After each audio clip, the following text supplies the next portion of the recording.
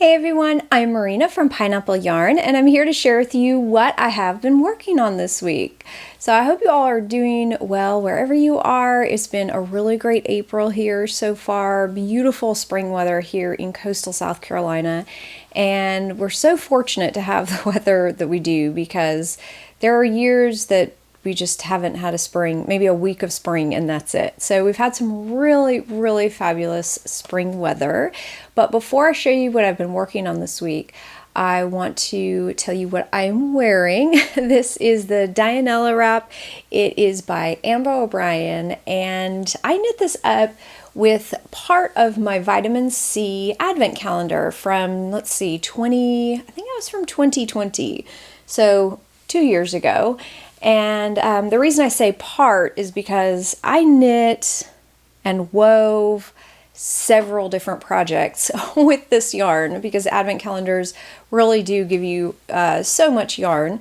But this was the beginning of it, and it obviously was a very colorful fade, very bright. And this is such a great pattern. I really liked this pattern.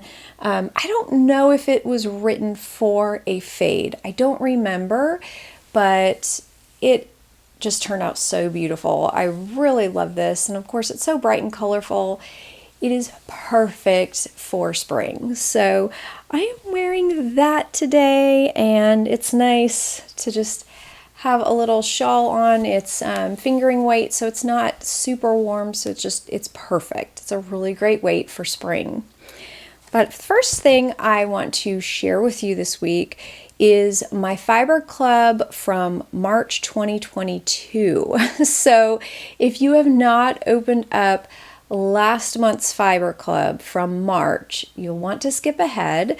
But I have had this finished up for quite a while. This was a non-superwash Cormo, and I thought it was so interesting to spin up. I thought it turned out great. So here it is. And I really love the barber pulling and all the different colors mixed up in this. I thought it would turn out so pretty. So I do have my tag I'm going to read from. Like I said, this was a non-superwash Cormo. It was 116 grams and 216 yards, about 216 yards post-wash. So I basically just split the combed top into half widthwise. So the top, I was trying out a new mill, and the combed top was very thin, and so instead of splitting it lengthwise, I actually just split the entire length of top in half. So I had two halves of this comb top, and then just spun right from the top, because that's how it was, very thin compared to other commercially prepared comb tops.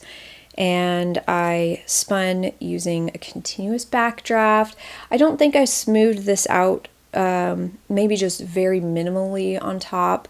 I wrote all my notes on my tag so I can go back and look. Yeah, I didn't pre-draft very much. I've found with there's a couple different wools like Targhee. I'm trying to think what else. Cormo, obviously this is Cormo. There was another fiber too that I have found that I really don't, I think it was the Rambouillet that I'm spinning. I really don't need to pre-draft it that much. It depends on the preparation. It depends how long it's been in my stash. But if it is maybe a fiber I've dyed, I haven't received it in the mail, then it really isn't that compacted where it would need to be drafted. I should say too that I also spun this on my electric eel wheel with the Autowinder, so it was just a really great spin, and there were lots of different colors in here, different shades of blues and greens, and then I had some punchy kind of coral in there, and there's some purple in there too. So I think this turned out really beautiful. I think this is a pretty solid DK to worsted. I would say it's I was going to say I think it's more worsted, but I'm not sure. With 116 grams and what did I say, 216 yards, I guess we are going into worsted territory. So I love it though so much. I can't wait to knit with it, and I hope that if you purchase the Fiber Club, you have enjoyed spinning it too. So I'm glad that I got the chance to do that. It was a great spin.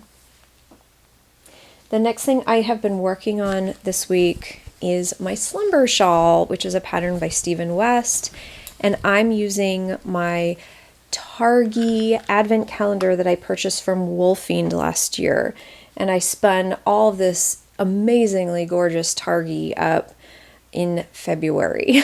So let me show you how much I have left. Isn't that gorgeous? Oh, I am really loving that berry orchid purple color. These colors are just, they're so beautiful, very earthy, and maybe colors that I don't normally dye up here in the shop, but I'm really enjoying knitting it. I enjoyed spinning it very much, but I of course am in the middle of a row, and I couldn't spread it out for you anyway because I know last week I told you I needed another cable. I'm actually on my largest cable right now, so I'm near the end at this point, and this is what the fade looks like so far. I think it's so pretty. It's really coming along nicely. But basically you do this series of increases down the middle, and so you do those down the front, and then at the very end you get to a kind of a border section that incorporates a lot of those feather and fan increases and decreases, and so you will end up with kind of this like scallopy border, which is going to be so beautiful. But like I said, I'm in the middle of a row right now. But I like how this fade is turning out.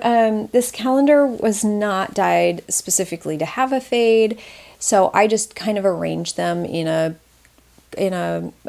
pleasing way for me, and that's the way I'm knitting them up. So anyway, that is where I'm at right now. You really cannot see anything on this except for the colors. You can't see the pattern. I'm hoping that this Targhee is not so elastic that you won't be able to see the, the lace pattern and the increases, because, I mean, I can't even, I'm trying to show you what this looks like, and I'm having difficulty spreading it out.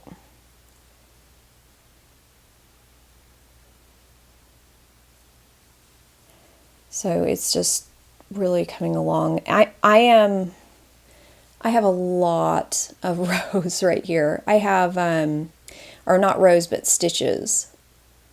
At this point, I have over 400 stitches on the needles. So each row is very long, and especially this yarn is about an aran weight, and so it's just it's a lot. It's a lot of knitting.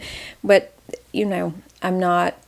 If you're familiar with his patterns, this isn't anything new. I'm not telling you anything that you don't know, but I'm really enjoying this, especially now that we're to the true increases and decreases of a feather and fan pattern. It's so beautiful. Because I did spin this yarn as a 2-ply, I am hoping that it will keep the lace pattern open. A 2-ply is really nice for lace patterns, and I didn't plan it that way when I spun it. I just really like barber pulling, and I thought it would be really pretty. So anyway, that is the Slumber Shawl pattern.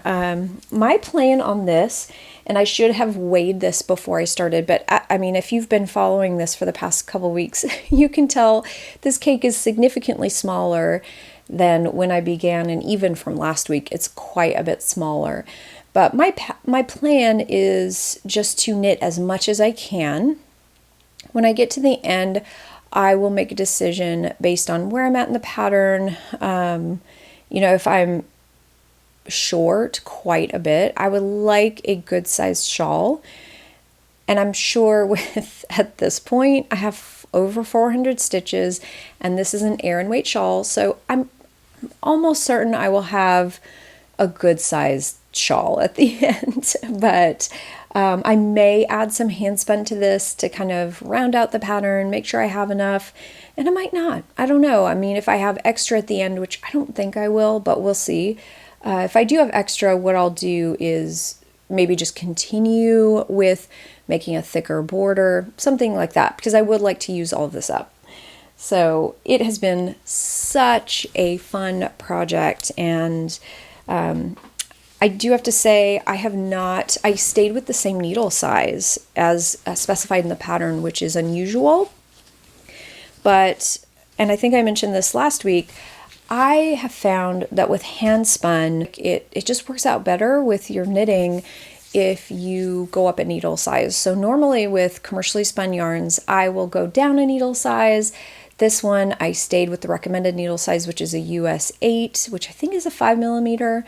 And it's been working out great with my yarn. So that is what I've been working on this week. But I have something special to share with you, and I made a purchase in the last couple of weeks, and I'm so excited about it. I have been talking about it, thinking about it for quite a while, and I finally just decided I'm going to do this. So let me shift all my cameras around and show you what my new acquisition is this week.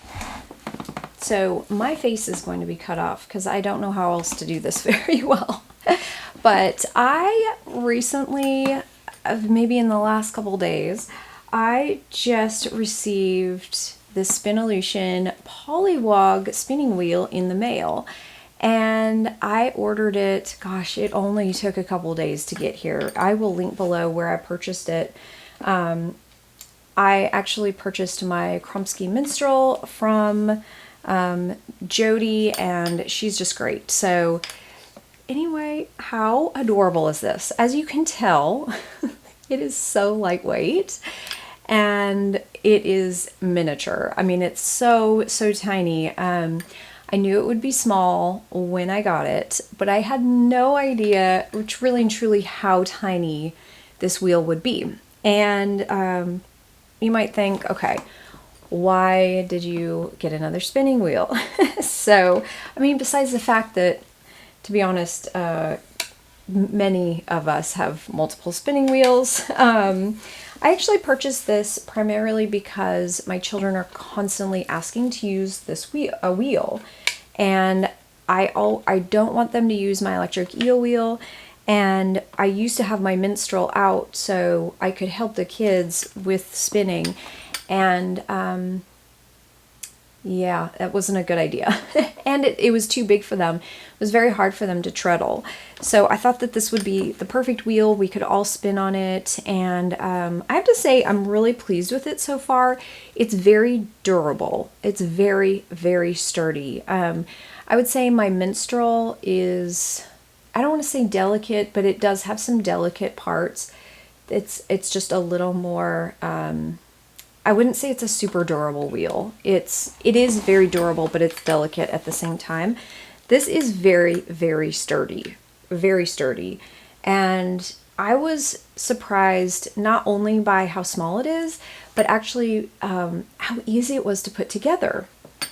So if you can see right here, there is this screw, and this was the only thing. So this mother of all right here, this was completely disattached, and then the wheel and all the treadles here, or both the treadles here, these were all attached. So this was the only thing that I actually had to put together when I received it.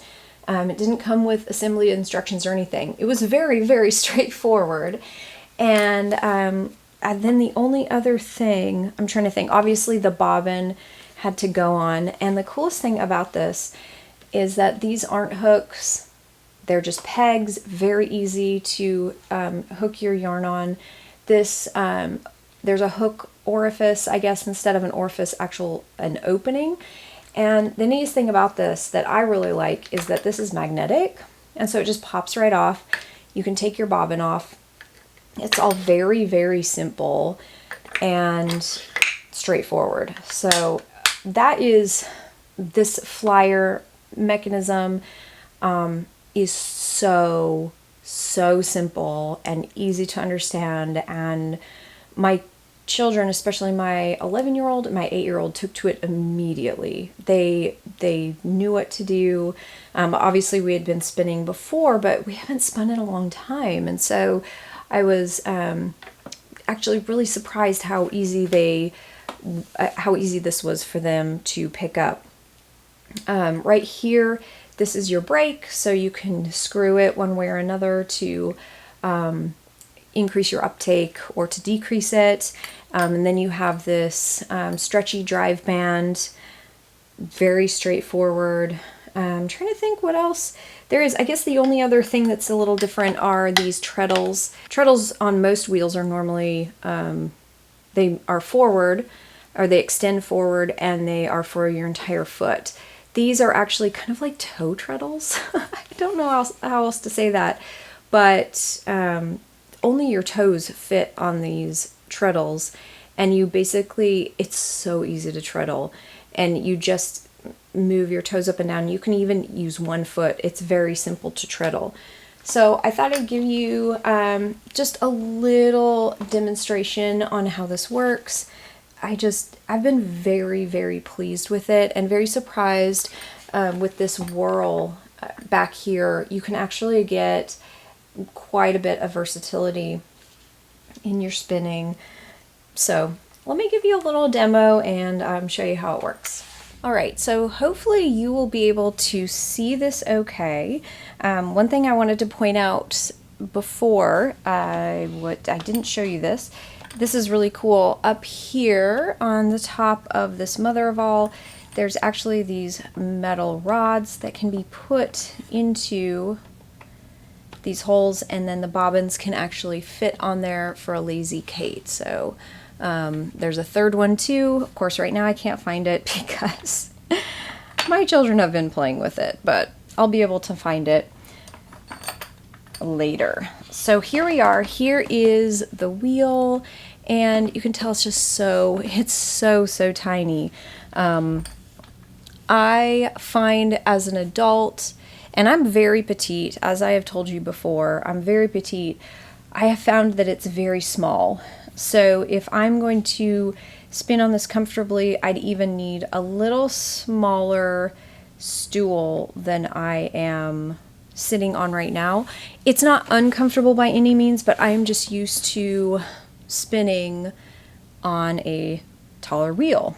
There are attachments you can use for these, but like I said before, this was primarily just for fun, for me and for my kids to have a good time.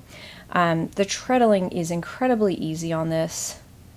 I don't know if I told you, but my son, who just turned 4, he is easily able to treadle on this, which is just really cool. So I'm just going to loop this around this. I don't know if you can see this yarn. Oh my goodness, this is yarn that one of my kids spun, and it is very interesting. So we'll see if I can do something with this. You can see my feet down here, hopefully, but I am just resting them right on the treadles. Let's see if you can see that a little bit, or I'm going to scoot all this a little further away. But they just rest very gently on the treadles, and it works out very well.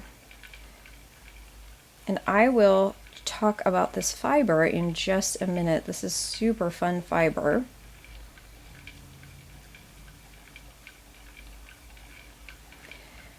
The whirl that this is on right now is actually the flyer. So there is a groove, I think it's a ratio of 1 to 2.5 that is the largest whirl. And then, like I showed you before, right here behind the flyer, there are some other sizes of whirls. I want to say it goes up to, oh gosh, maybe a 15 to 1, thereabouts. So I think you have a nice range of whirl sizes depending on how you spin and what your needs are. Some people are really fast treadlers, so those slower speeds, those I guess, larger whorls, or like a whorl like this, 2.5 to 1. That's a really great beginner's whorl if you're a fast treadler. If you're a slow treadler, you're going to need smaller whorls. Just the way it is. I tend to be a little more of a slower treadler. This speed right here would be faster than I would normally treadle. So, but I'm leaving it on this whorl because just so you can see the drive band. So that is basically how this works. It's very straightforward. This is the fiber that I am using right now. And I don't know if you're going to be able to see that because all my lights are very strange right now. But this is a gorgeous custom blend that I have stocked in the shop before. And I think I'm going to put it back next Friday, which is the April 22nd. So I will be restocking this. And this is a Cheviot and Rainbow Sari Silk blend. It's so gorgeous. So the Cheviot's a great blend for beginning spinners or just an easy spin. I have found, I think it's very pleasant to spin. And then all that Rainbow Sari Silk just adds a fun pop. So that is what I have. I've given the children some of this to spin, and they have really taken to it. They had a whole bunch of Rolags that they were using, and now they've run out of Rolags. And so I did let them have some of this fiber. I normally don't let them use my fiber, but I shared this time because they really wanted to spin.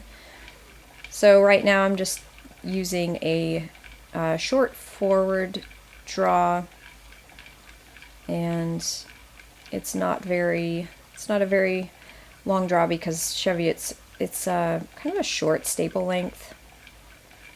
I was showing the girls, you know, before they started spinning, and I want to say this was maybe 3 inches long. So, well, this is the Polywog. It is a great little wheel. I was so excited to get it and get it so quickly. I'll link below the shop where I purchased it. Like I said, I've been really happy with Jody, the owner of the shop. She has excellent service and just very wonderful with questions, and very fast shipping. So that is our new toy. We've been playing with and enjoying it so much. But that is it for me this week. Thank you so much for joining me. If you enjoyed this episode, I'd love if you give it a thumbs up. I will see you next week with another episode. But until then, I hope you're enjoying all of your crafting, and I hope you have an awesome day. Bye.